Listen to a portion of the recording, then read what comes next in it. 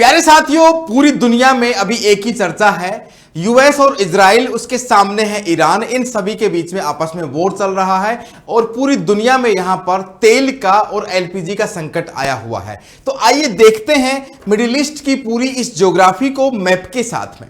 जैसे ही आप देखेंगे इस मैप में, यहां पर एक कॉन्टिनेंट है अफ्रीका, और इधर आप देखेंगे तो यहां पर है अरब सागर, और उसके इस तरफ आप देखेंगे तो भारत, अपना प्यारा भारत है।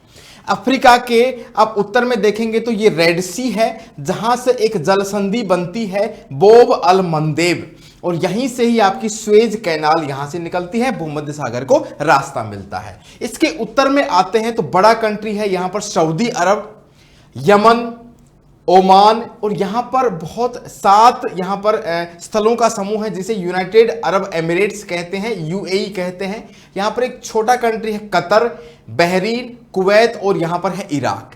अगर आप इजराइल की लोकेशन देखना चाहते हैं तो ग्रीन कलर से मैंने अलग दिखाया है, इजराइल है, यहां जॉर्डन, सीरिया और इराक इसके पड़ोस में है। अब आते हैं मेन यहां पर ईरान की लोकेशन कहां है। यह है आपका एक बड़ा सा कंट्री है ईरान। अगर बात करें यहां पर ब्लू कलर से जो मैंने दिखाया हुआ है, एक ओशियन है जिसको पर्शियन गल्फ कहा जाता है या फिर खाड़ी कहा जाता है। इसी खाड़ी से सिर्फ एक ही रास्ता निकलता है, ये जो ग्रीन कलर से मैंने बताया है, इसी का नाम है स्ट्रेट ऑफ हॉर्मुज, और जिस पर अभी बहुत ज्यादा विवाद भी चल रहा है। इसी स्ट्रेट ऑफ हॉर्मुज से सारे के सारे कंट्री जो कि यहां पर गैस और तेल के भंडार हैं, सभी टैंकर जो गैस के टैंकर हैं, ऑयल टैंकर, इसी रास्ते से निकलते हैं। लेकिन बात इतनी बढ़ गई है, वॉर सिचुएशन ऐसा है कि ईरान ने यहां पर एक तरह से कब्जा किया हुआ है और सभी टैंकर्स पर अटैक कर रहा है। और ये अगर आप देखना चाहें तो ईरान और भारत का रेफरेंस आप देख सकते हैं।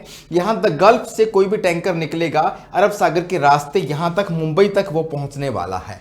ठीक है, तो इस सिचुएशन में यहां पर यह हो रहा है कि जितने भी जो टैंकर्स हैं यहां पर सप्लाई हो नहीं पा रही है, क्योंकि यहां पर ईरान का कब्जा है और पूरी दुनिया में यहां पर गैस का, एलपीजी गैस का और ऑयल का संकट छाया हुआ है। Thank you so much.